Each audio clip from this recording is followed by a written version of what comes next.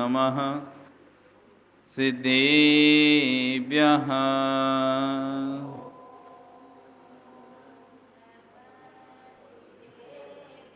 ॐ नमः सिद्धेभ्यः।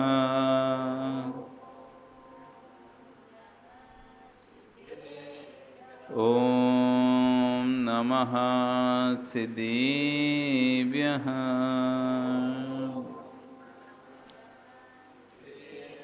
तिर्यणि खगेणाय रुतारी मोय सेर सिर निवेहो आयरी राव पसियो परवादीण्यो भवेजी लोए। नमो हरियंताणं नमो सिद्धाणं नमो आयरियाणं नमो वच्छायाणं नमो लोए सव्यसाहुणं। बोले अनंत अनंत से परमेष्टि भगवान की, आदिरम आदिनाथ भगवान की, वर्तमान शासन महावीर भगवान की, आचार्य श्री 108 कुंद कुंद स्वामी देवी स्वामी महाराज की, आचार्य विश्व सागर जी महाराज की, अहिंसा में विश्व धर्म की।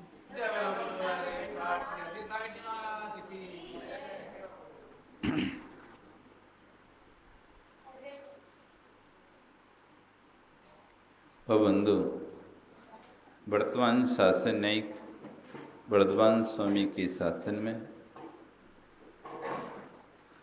चंद्रप्रभु भगवान की चरण निश्रा में बैठकर हम सभी जिन देशना का श्रवण कर रहे हैं। ये जिनेन्द्र वाणी मनीषो जगत कल्याण। आज आचार्य भगवान ग्रंथ राज रैण सारची में समकित ज्ञान वैराग ही औषधि है। जैसे कोई व्यक्ति बीमार हो जाता है तो समीचीन औषधि का जब सेवन करता है तो ही स्वस्थ होता है। औषधि तो सेवन करे लेकिन समीचीन ना हो तो कितनी भी औषधि सेवन करने से वह स्वस्थ नहीं होगा। कोई बीमार हो जाए और औषधि सेवन करना हो, किसी ने कह दिया बस औषधि सेवन करना है तुमको, वो औषधि का सेवन करे लेकिन समीचीन नहीं है। वो जिस बीमारी की जो औषधि है जितनी मात्रा में उसको ग्रहण करना है उतना नहीं कर रहा। औषधि तो ग्रहण कर रहा है लेकिन मात्रा कितनी चाहिए, कितनी बार करना है, कितने समय करना है ये नहीं पता, समीचीनता नहीं पड़ती। तो वैसे जैसे उसका रोग दूर नहीं हो सकता, ऐसी संसार के जन्म मरण का रोग दूर करना है तो समीचीन ज्ञान वैराग्य की औषधि चाहिए। ज्ञान वैराग्य, झूठा वैराग नहीं। कोई नहीं मेरा, कोई नहीं मेरा, इधर कह रहे हैं कोई नहीं मेरा, कोई नहीं मेरा, उधर सब चीज अपने पास रखते चले जा रहे हैं। मैं तो शुद्ध हूं, अकेला हूं, मेरा कोई नहीं है। कोई चीज हाथ से छूट नहीं रही है। कह रहे समीचीन ज्ञान वैराग होगा तो आज इसे कह रहे हैं भूमैला कण आदि लोहा ही बिसहरम कहम पी हवे सम्मतराण वेर गो सैमंतेन जिनु दिठम। भू यानी जमीन, महिला यानी स्त्री, कण आदि स्वर्ण आदि, धन संपत्ति, जर जोरू जमीन, तीन चीजें आप बोलते ना, जर जोरू जमीन। तो जमीन, स्त्री और सोना आदि ये सब लोभ रूपी सर्प विषधर को, ये लोभ रूपी सर्प विषधर हैं। जमीन का लोभ आदमी को रहता है, स्त्री प्राप्ति का लोभ रहता है, सोना चांदी आदि प्राप्ति का लोभ रहता है। ये लोभ रूपी विषधर को यदि नियंत्रण करना है, इस लोभ रूपी विषधर को नियंत्रण करना है, वो कह रहे हैं कहम पियवे, चाहे वह कैसा भी सर्प हो। जैसे कोई सर्प है उसे यदि बस करना है तो मंत्रों के द्वारा उसे बस किया जा सकता है। बड़े से बड़े विषधर नागों को भी मंत्रों से बस में कर लेते हैं।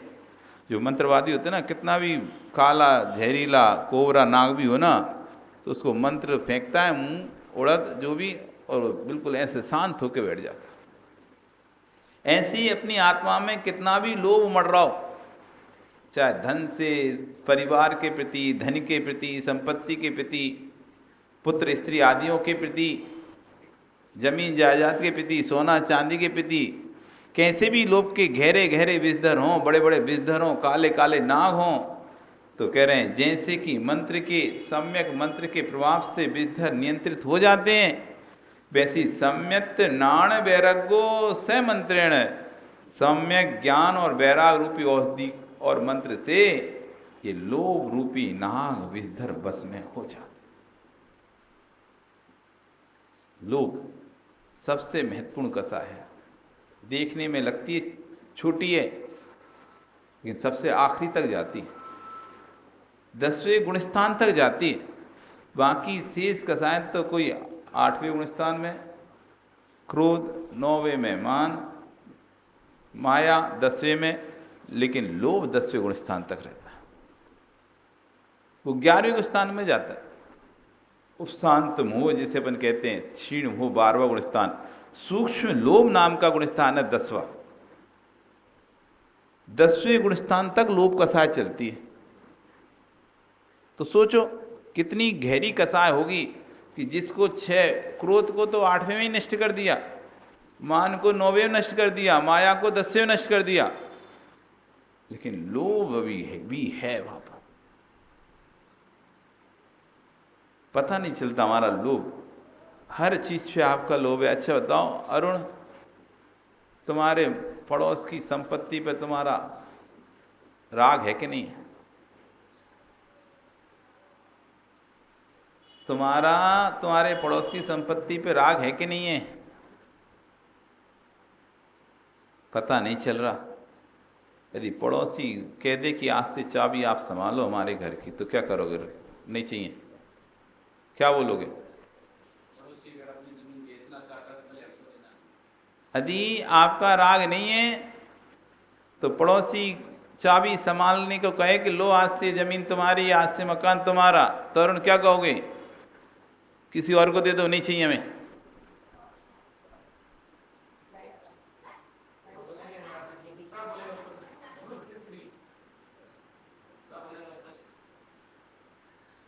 आपका पड़ोसी कहता है आज से मेरा मन हो रहा है इस स्थान में तुमको देते हूं, तो क्या करो? कमती नहीं, ऐसे ही ले लो तुम तो क्या करोगे अरुण? अब क्या करोगे?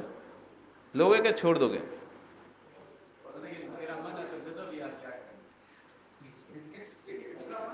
क्या करोगे? छोड़ दोगे?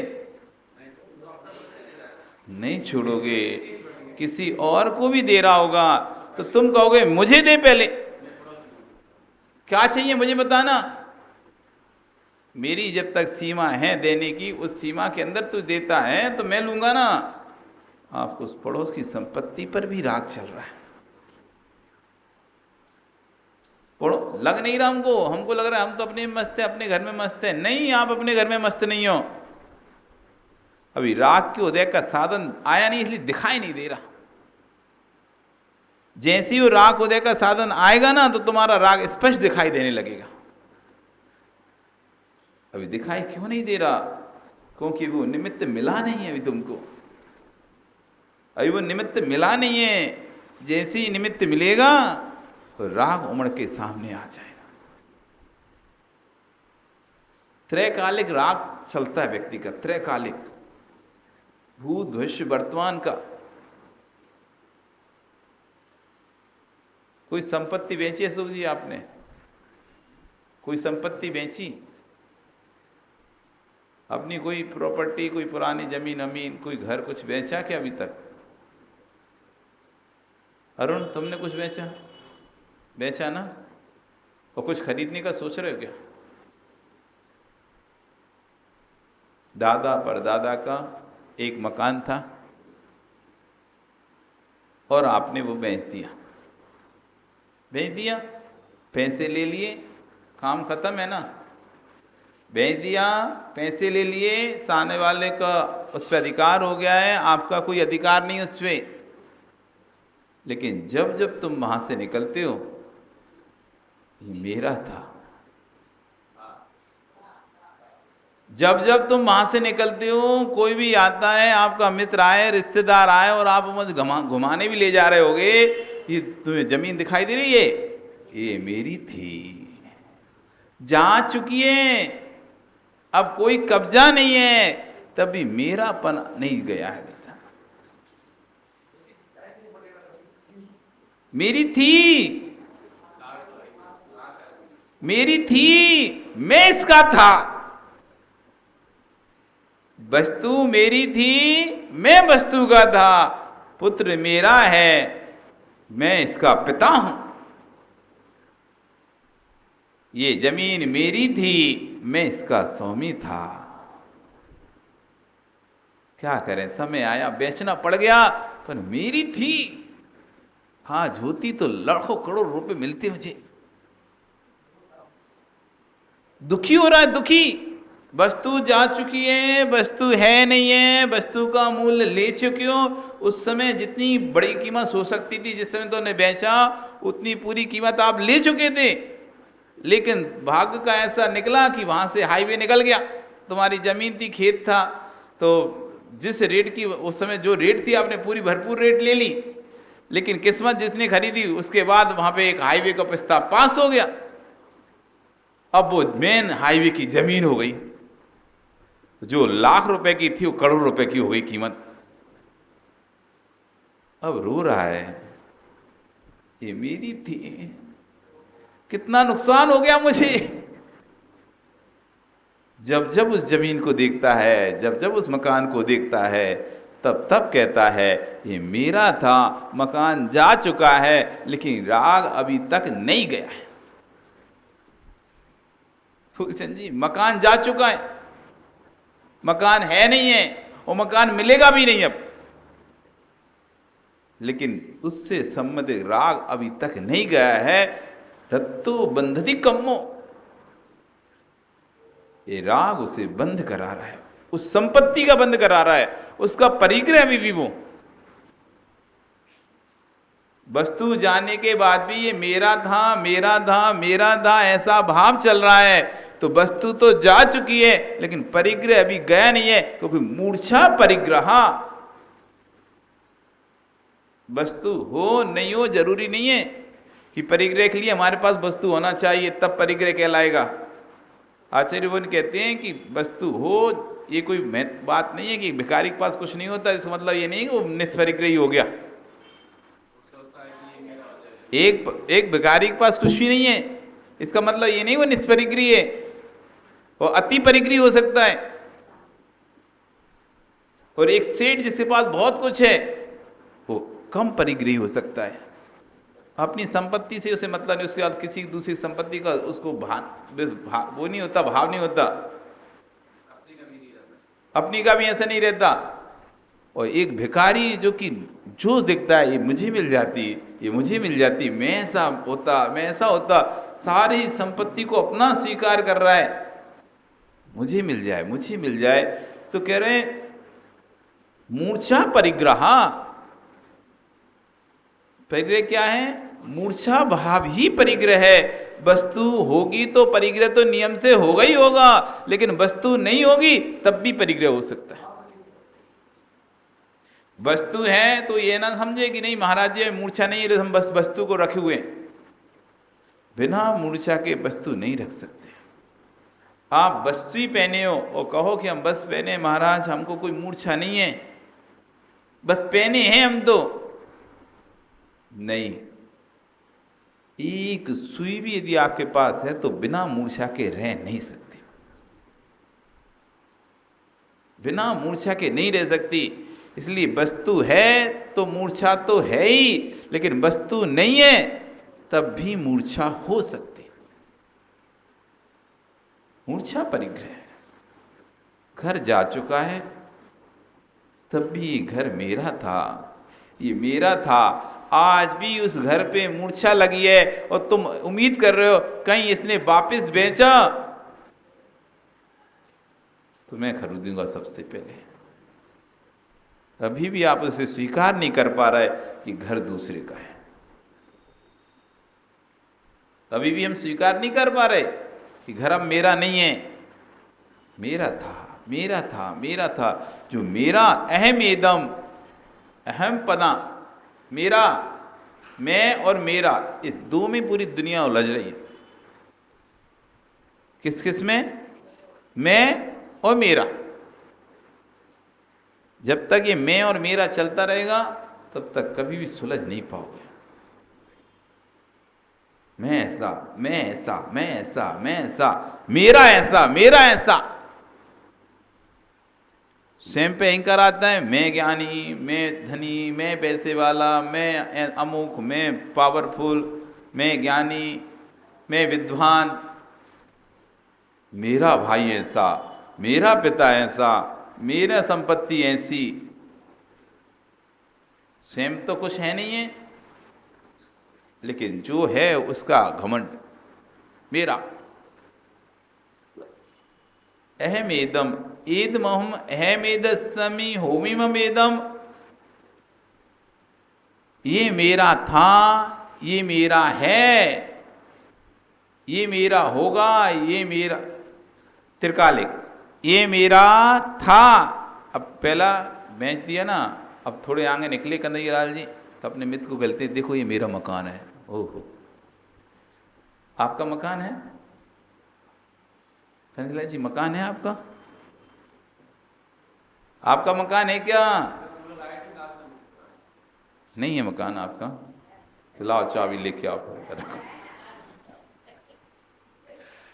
सुरेश जी मकान है क्या तुम्हारा? अब इनसे पूछते हैं, सुरेश जी मकान है क्या तुम्हारा? गोडाउन है क्या तुम्हारा? नहीं बोलोगे तो फंस जाओगे, और हाँ बोलोगे तब भी फंस जाओगे। है कि नहीं? और नहीं बोलोगे तब भी फंसोगे, इसलिए बोलना तो पड़ेगी तुमको। मकान है क्या? उस मकान में तुम्हारा है ना? तुम चेतन हो या चेतन? तुम भगवान आत्मा चेतन हो या चेतन? चेतन की वस्तु चेतन होती है कि अचेतन? बोलो। तुम चेतन हो तो चेतन का सजातीय चेतन होगा या विजातीय चेतन होगा? चेतन का जो है वो चेतन ही होगा ना। तो फिर घर तुम्हारा कैसे? जोर से बोलो, जोर से बोलो। किससे कहेंगे? व्यवहार से कहेंगे। स्त्री पुत्र आदि विजातीय असद्भुत व्यवहार से धन सोना चांदी मेरा है। स्वजातीय असद्भुत व्यवहार से स्त्री पुत्र मेरे हैं। स्वजातीय विजातीय उपचरित असद्भुत व्यवहार से देश राष्ट्र दुर्ग समाज मेरी है। स्वजातीय, मेरी जाति को मैं अपना बताता हूं। आपकी कौन सी जाति है सुरेश? कौन सी जाति को तुम? कौन सी जाति की हो? मनुष्य जाति या चेतन जाति? कौन सी जाति की हो? चेतन जाति की हो। जो चेतन जाति के हैं वो तुम्हारे स्वजाति हैं।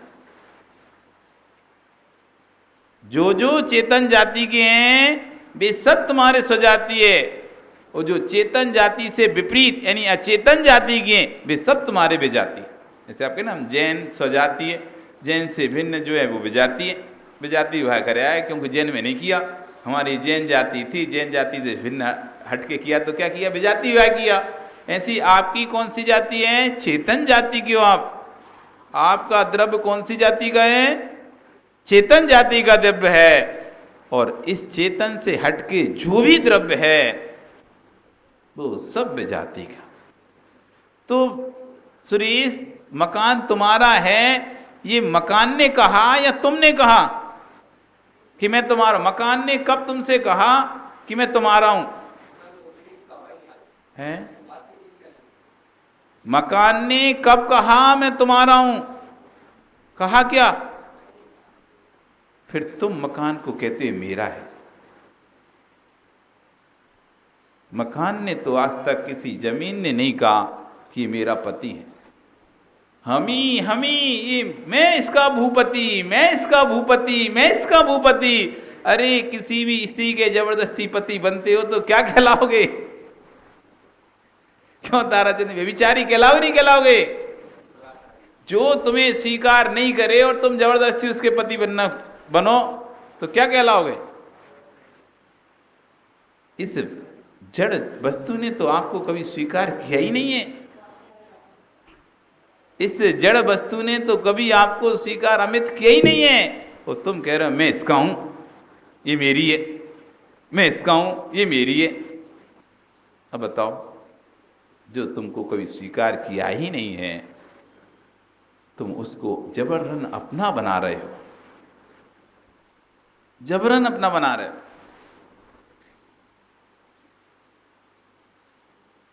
घर है तुम्हारा, घर है तुम्हारा, है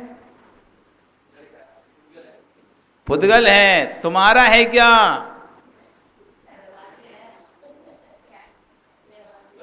इसलिए कहा है यहां पे समेकित ज्ञान वैराग होना चाहिए।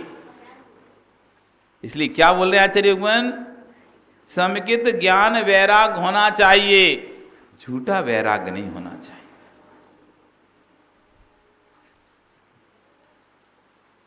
सुरेश, यदि ज्ञानी हो, कोई भी कुछ लिखे, बाबा वाक् प्रमाण मत मानना। बाबा वाक् प्रमाण वाला दर्शन नहीं है ये। विवेक लगाना चाहिए, अपना बुद्धि लगानी चाहिए। मैं शुद्ध हूं, शुद्ध हूं, पर से मेरा कोई नाता नहीं है, पर मेरा किंचित भी नहीं है। अहमिखो खलु शुद्धो दंशन नाण मय्यो सदा रूबी नवी अत्थि मज्जी किंची भी अन्नम परमाणु मित्तम पी। अहमिको, मैं एक हूं, खलु शुद्धो, निश्चय से शुद्ध हूं। दंशन नाण मय्यो सदा रूपी, दर्शन ज्ञान स्वरूपी हूं। नवी अत्थि मज्ज किंचवी, इन सबके बीच में पूरे संसार के किंचित मात्र भी, परमाणु मात्र भी मेरा नहीं है। जब इस गाथा को बोलो ना, तो सामने जब पाठ रखे हो ना जूट के, उनको भी देखते रहना। बेटा बैठा हो तो उसको भी देखते रहना, बेटे की माँ हो तो उसको भी देखना, पोता हो उसको भी देखना। इधर मैं कह रहा हूं किंचित परमाणु मात्र भी मेरा नहीं है। और बेटे ने थोड़ी सी इधर से उधर कर दी, गुस्सा आ गया। क्या कर दी तूने? मेरे सामान उठा के इधर से उधर क्यों कर दिया? मेरा सामान तुमने इधर से उधर उठा के कैसे कर दिया? इधर बोल रहे थे अन्नम परमाणु मित्तम्पी, एक परमाणु मात्र भी मेरा नहीं है। इधर ग्रंथ पढ़ रहे हैं, परमाणु मात्र भी मेरा नहीं है। इधर किसी ने कोई एक चीज उठा के उधर रख दी, बात नहीं मानी तो क्रोध आ गया। तो जब तुम्हारा कुछ था ही नहीं, फिर क्रोध किस पे कर रहे हो आप? जब है ही नहीं तो क्रोध किस पे? है ही नहीं तो मेरा बेटा एक बात किस पे? जब है ही नहीं तो मेरा व्यापार, अब उस व्यापार को कुछ यदि हो भी जाएगा तो दुख नहीं होना चाहिए, तो मेरा तो है ही नहीं ना। जब मेरा है नहीं है, जो चीज़ आपकी नहीं होती ना, उसके ना तो घूमने का डर आपको दुख होता, ना उसके टूटने का दुख होता, ना किसी चीज़ का दुख होता आपको। बिल्कुल अरुण, मानो तुम जिस चीज़ को तुम अपना नहीं मानते हो, जिस चीज़ को अपना नहीं मानते हो उसका तुम्हें कोई भी दुख नहीं होता। बाहर चलते राहगीर का मोबाइल गिर जाए तो तुम्हें कितना दुख होगा, उसकी जेब कट जाए तो तुम्हें कितना दुख होगा, नहीं होगा ना। लेकिन जिसे तुम अपना मानते हो उसकी जेब कट जाए, जिसे तुम अपना मानते हो उसका मोबाइल गिर जाए, तुम्हारा स्वयं का गिर जाए, तो दुख होगा कि नहीं होगा? जब अपना मानते नहीं हो तो दुख नहीं होना चाहिए। दुख हो रहा है इसका मतलब है मेरा है। दुख हो रहा है इसका मतलब क्या है? मेरा है। और जब तक मेरा है, ये राग है, तब तक मूर्छा है, तब तक परिग्रह है। और इस मेरेपन को यदि हटाना है तो समुचित ज्ञान वैराग की औषधि चाहिए, झूठी वाली नहीं। दूसरों को बोलने के लिए तो कोई मेरा नहीं, कोई मेरा नहीं, और घर की एक भी चीज उठा के देने नहीं देते किसी को। हाँ, अकिंचन धर्म पर प्रवचन करेंगे, त्याग धर्म पर प्रवचन करेंगे और कह देंगे हाँ हमारा ये क्षेत्र है यहीं त्याग करो। तो त्याग धर्म पर प्रवचन करेंगे, वो कहेंगे कि क्षेत्र में त्याग करो, हमारे क्षेत्र में यहां दे दो सब लोग दान पूरा। त्याग करो तो कहां करो? हमारे क्षेत्र में। दूसरे में करेंगे तो गुस्सा हो जाएंगे, तुम दूसरे के क्षेत्र में त्याग कर रहे, हमारे में नहीं कर रहे। इधर तो तुम क्या त्याग करो, इधर आप ही फिर जोड़ रहे हो। तो ऐसी स्थिति नहीं। इसलिए आचार्य बन गए समुचित ज्ञान वैराग होना चाहिए, झूठा ज्ञान वैराग नहीं होना चाहिए। ये मेरा था, ये मेरा है। और तीसरी अमित तुमने सोच के रखा है हमें एक जमीन खरीदनी है, और बार बार तुम अपने मित्रों से ये मैं खरीदूंगा, ये मेरी होगी जमीन, ये तो मैं ही खरीदूंगा, मेरी ही होगी ये जमीन, ऐसे मानो मेरी ही है, जब भी बिकेगी मैं ही खरीदूंगा। था, है, होगा। अहम एदम, मैं इसका हूं, एदमहम, ये मेरा है। अहम एदम एदमहम, अहम एदस्सम्मि होमिमम एदम, ये मेरा होगा, मैं इसका होगा। आसी मम पुपेदम, ये मेरा था, मैं इसका था। अन्नान मोहित मदी, अज्ञान से मोहित मजी, मंज मिधम भड़ंती पौगलम द्रव्य, ये पुद्गल द्रव्य मेरे हैं ऐसा सोचता है। संपूर्ण पुद्गल द्रव्य कैसे हैं? मेरे हैं ऐसा सोचता है। कौन? जिसकी मति अज्ञान से मोहित हो जाती है। जब वही मति सम्यक ज्ञान की औषधि को प्राप्त करती है, उसे समझ में जाता है जगत संसार में कोई भी किसी का नहीं है, ये सब संयोग हैं, स्वभाव नहीं है। सब संयोग हैं, स्वभाव नहीं है। हमने संयोग को स्वभाव मान लिया है। अशोक जी, जो तुम्हें मिला है इस वर्तमान पर्याय में, ये तुम्हारा स्वभाव है या संयोग है? कन्हैया जी, जो भी तुम्हें वर्तमान में मिला है ये सब तुम्हारा स्वभाव है या संयोग है? ये संयोग है, और संयोग सदैव वियोग से युक्त होता है। संयोग क्योंकि प्रत्येक पक्ष का प्रतिपक्ष रहता है। दिन का रात, सुबह का शाम, हर वस्तु का एक प्रतिपक्ष मौजूद रहता है। सुख का दुख, पाप पुण्य का पाप, ऐसी कोई वस्तु नहीं है जो अपने प्रतिपक्ष से रहित होती हो। बताओ, हर वस्तु अपने प्रतिपक्ष को लेकर रहती है। संयोग वियोग के साथ रहता है, संयोग वियोग के साथ रहता है। जो भी संयोग है नियम से उसका एक दिन वियोग होगा, पर हम समझ नहीं पाए। हम संयोग को स्वभाव मान लिए। अब मकान खरीदा तो हमेशा ही अब मेरा रहेगा, अब स्त्री हमेशा ही रहेगी, पुत्र हमेशा ही रहेगा, ऐसा करके उनमें इतना गहरा राग चला गया। अब थोड़ा भी कुछ होता है तो हमारा तो सीना फट जाता है। ऐसा लगता है कि ये तो मैं इसको भी छोड़ के जा ही नहीं सकता था, ये छोड़ के कैसे चला गया। आप रो रहे बेटा हमें छोड़ के चला गया, बेटा हमें छोड़ के चला। अरे बेटे को तो जाना ही था छोड़ के, संयोग हुआ था, संयोग हुआ था, वियोग तो होगा ही। संयोग की अवस्था में यदि वियोग को देख लोगे तो कभी रोना नहीं पड़ेगा। आप संयोग के समय में वियोग को नहीं देख पाते।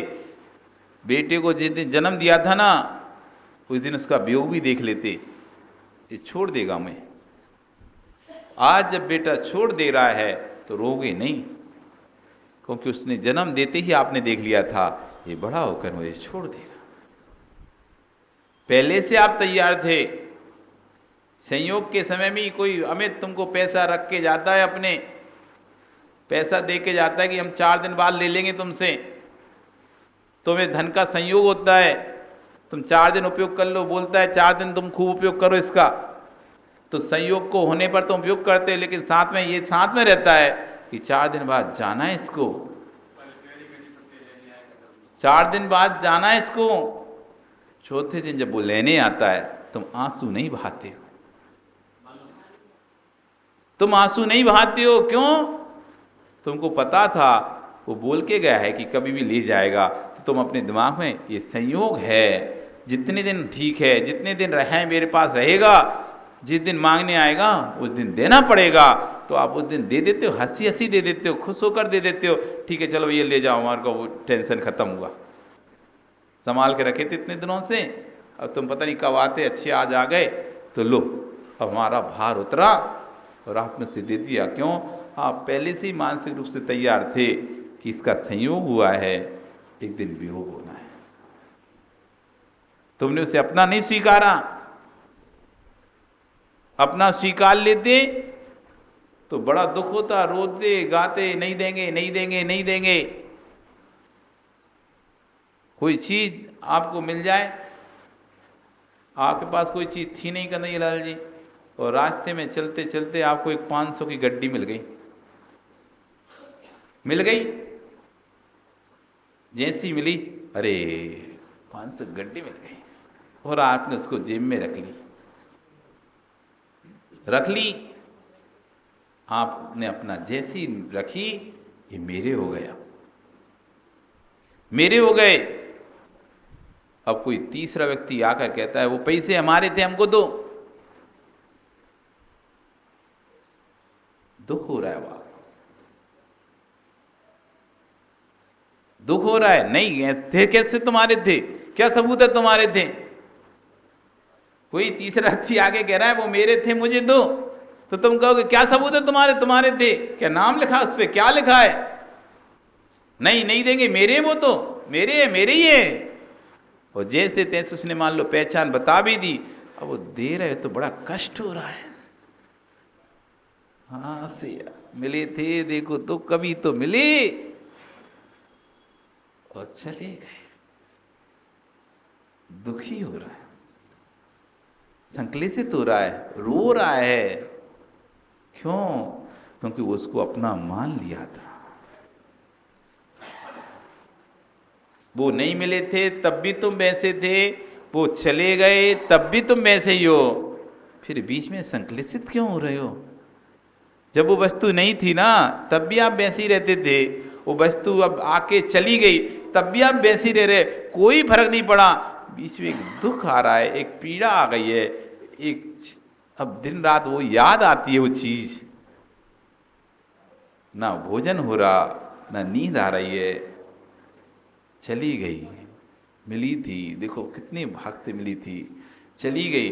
वो संकलित होता है, तो क्यों हो रहा है? क्योंकि उसने उसको अपना मान लिया था। उसने उसको अपना मान लिया था, पैसे मिल गए, थोड़े दूर चले, वही पैसे जेब कट गई, निकल गए, जैसे आए थे वैसे चले गए।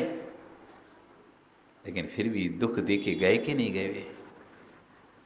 तो जब जब हम किसी को अपना मानेंगे, जब जब हम किसी को अपना मानेंगे, तब तब दुखी होंगे। इसलिए संयोग को संयोग स्वीकार करो। जब तक संयोग है तब तक वस्तु हमारे साथ रहेगी, वियोग आएगा वस्तु चली जाएगी। ना संयोग में हर्षित हो, ना वियोग में रो। जो तुम्हारा स्वभाव है वो ना तो कभी आया है ना कभी जाएगा। आपका ज्ञान दर्शन स्वभाव है, वो आपके पास था, है, रहेगा, चाहे यहाँ हो चाहे कहीं रहो। लेकिन जगत के जितने भी संयोग थे वो अभी हैं, कब चले जाएं कोई भरोसा नहीं। इसलिए समेकित ज्ञान वैराग्य की औषधि चाहिए। अपने कसायों पर नियंत्रण करना है, अपनी कसायों पर नियंत्रण करना है तो समेकित ज्ञान वैराग्य की औषधि होगी। तो जैसे कहा ना, भरत जी घर ही में बैरागी, समेकित ज्ञान वैराग्य की औषधि से युक्त थे। तो संपूर्ण वस्तु होने के बाद भी, 6 खंड का आधिपत्य होने के बाद भी किंचित मात्र अपना नहीं मानते थे। इतना तीव्र गाढ़ ज्ञान सा वैराग्य था उनका। एक व्यक्ति ने प्रश्न कर दिया, हो ही नहीं सकता, ये घर में रह के बैरागी कैसे हो सकता है? 96,000 रानियों के साथ रह रहा हो, 6 खंड का अधिपति हो, 14 रत्न हो, 9 निधियां हो, ऐसा व्यक्ति कैसे बैरागी हो सकता है? घर में एक स्त्री तो आदमी छूटती नहीं है, 96,000 कैसे होगा? भरत के पास एक जिज्ञासा आ गई, पहुंच गई। तो जिसने करी थी उसको बुलाया गया, उससे कहा है आपके अंदर ये भाव है कि कोई व्यक्ति घर में कैसे रह सकता है वैराग्य के साथ? तो उसने कहा मैं इसका उत्तर दे सकता हूं आपको, आप एक काम करना होगा। क्या? तुमको मेरा पूरा महल घूम के आना है, एक बार मेरी एक एक रानी को देख के आना है।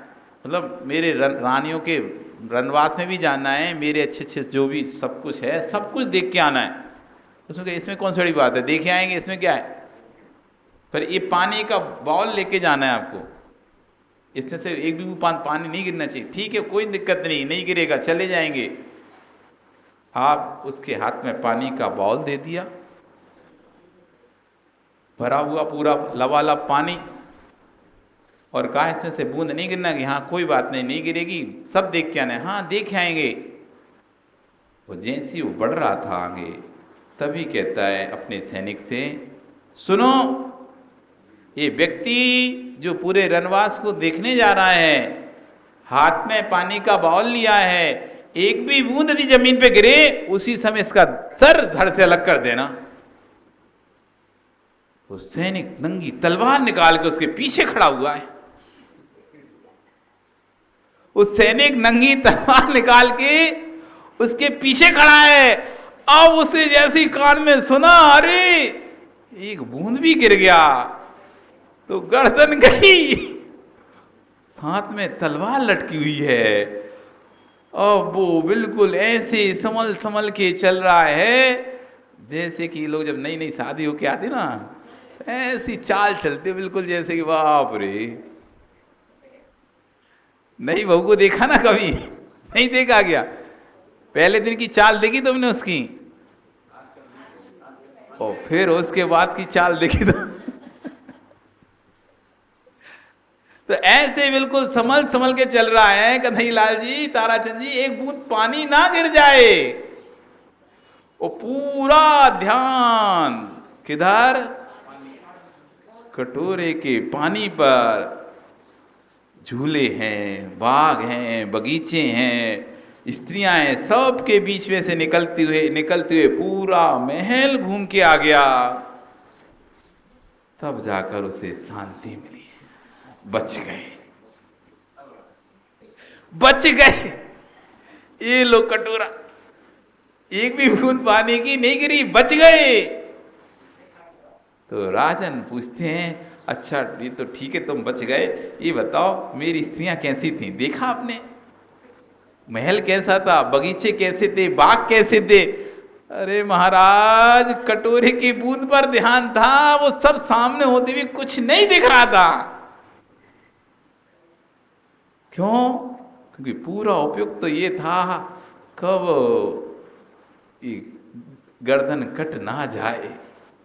बूंद गिरी, वो तो नंगी तलवार ले घूम रहा है, कब गर्दन कट जाए, ऐसे जिसको भान रहता है, कम यमराज की तलवार हमारी गर्दन पर चल जाए, पता नहीं है किस दिन यमराज की तलवार हमारी गर्दन पे चल जाए। इसलिए हर समय अपने परिणामों के कटोरे के पानी को संभाल के रखता है, अपने परिणामों के कटोरे के पानी को संभाल के रखता है, कहीं ये परिणाम बिगड़ ना जाए और यमराज की तलवार चल ना जाए। उसी समय आयु बंद का काल आ गया, मरण का काल आ गया और हमारे परिणाम खराब हो गए, तो नियम से पूरे जीवन भर का हमारा धर्म व्यर्थ हो जाएगा, जिंदगी भर का किया हुआ धर्म सब पानी मिट्टी में मिल जाएगा। आयु बंद के काल में यदि परिणाम खराब हो गया, और ये ऐसा कर्म है जो हमेशा नहीं बनता, पूरे जीवन काल में सिर्फ एक ही बार बनता है। आयु कर्म एक ऐसा कर्म है, 8 कर्मों में सिर्फ आयु कर्म ऐसा कर्म है जो सिर्फ एक ही बार बनता है। बाकी 7 कर्म तो सतत निरंतर बनते रहते हैं। आपने बांध भी लिया तो कम कर लो, हटा लो, कुछ भी करते रहो, लेकिन आयु जो बांध ली आपने, बंध गई, अब तो पत्थर की लकीर है।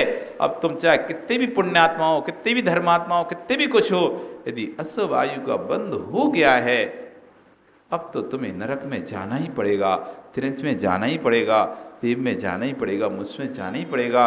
राजा सैनिक से ज्यादा पुण्यशाली नहीं हो गए आप लोग, राजा सैनिक से पुण्यशाली नहीं हो गए आप। जो स्वयं भगवान का साक्षात प्रमुख श्रोता है, प्रमुख श्रोता कोई बहुत बड़ी हस्ती होती है प्रमुख श्रोता होना, जो भगवान के सामने सौक्षण बैठकर 60,000 प्रश्न कर रहा हो,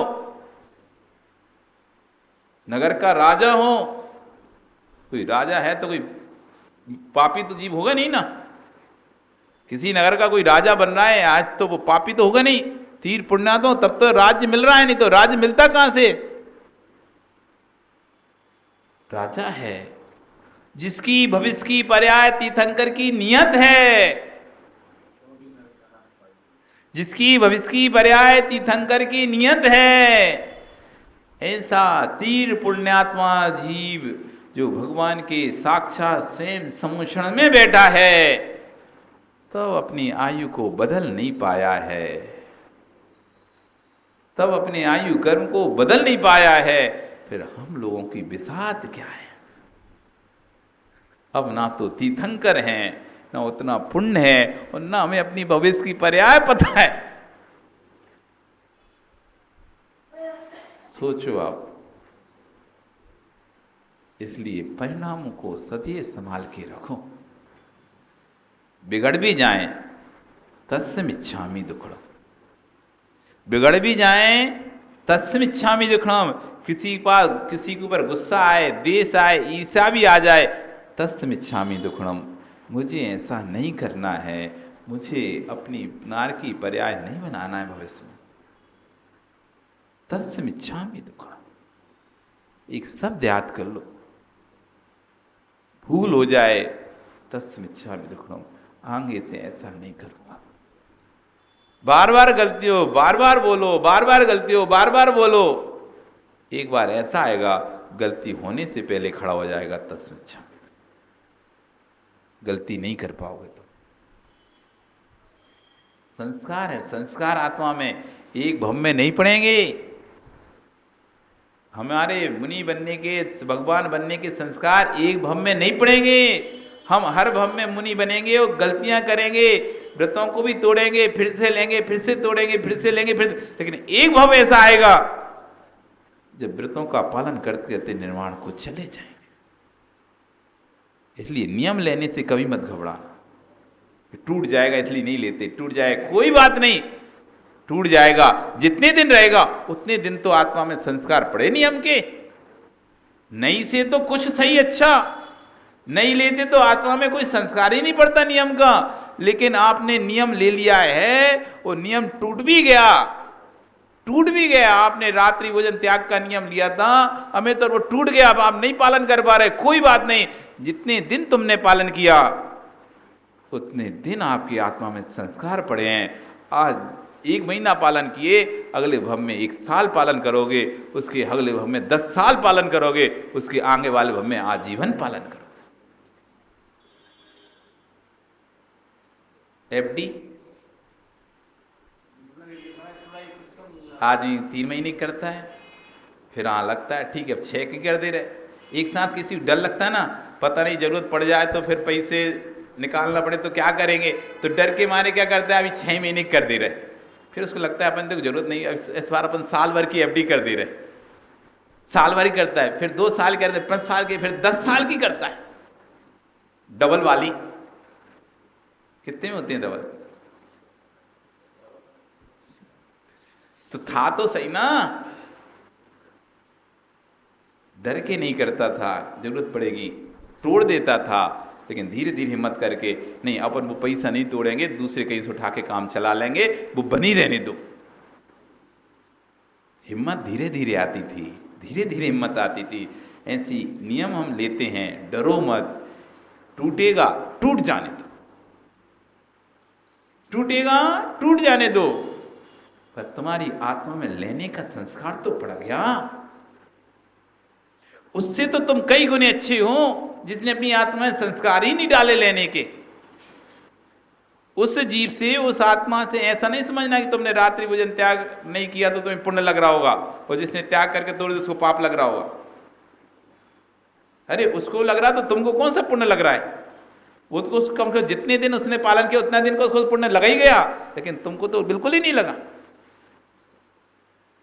उसकी आत्मा में उतने दिन के संस्कार पड़ गए हैं। अब अगले भव में जब वो लेगा, या इसी भव में दोबारा से जब उसको आएगा, मन में भाव आएगा, अरे यार मैंने नियम लिया था तोड़ दिया, फिर से लेता हूं, तो फिर से प्रतिस्थापित हो जाएगा। दुकान है, घाटा लग भी जाए तो दुकान मत बेच दो। क्या नाम भी तुम्हारा? मनोज। घाटा लग गया तो क्या दुकान बेच दोगे? भाव गिर गए मार्केट में, वस्तु के भाव गिर गए तो आप नहीं, दुकान मत बेच देना। यदि तुमने दुकान बेच दी और जब भाव बढ़ेंगे तो तुम कहां पर बेचोगे सामान? फिर भाव गिर भी गए हैं, कोई बात नहीं, शांति से बैठे रहो, माला फिरते रहो, भाव बढ़ने का इंतजार करो। जब भाव बढ़ जाएंगे तो उसी दुकान से तुम फिर प्रॉफिट कमा लोगे। ऐसे कोई नियम लिया, भाव गिर गए, नियम टूट गया, संकलेशता नहीं करो, शांति से अपने भावों का इंतजार करो। इसी दुकान से फिर भाव बनेंगे और इसी आत्मा से भगवान बनेंगे। अमित, कीचड़ किससे होती है? अभी कीचड़ हो रही ना, किस कारण से हो गई? पानी से कीचड़ हुई ना। पानी नहीं गिरता तो कीचड़ नहीं होती, पानी नहीं गिरता तो कीचड़ नहीं होती। कीचड़ किससे होती है? पानी से होती है।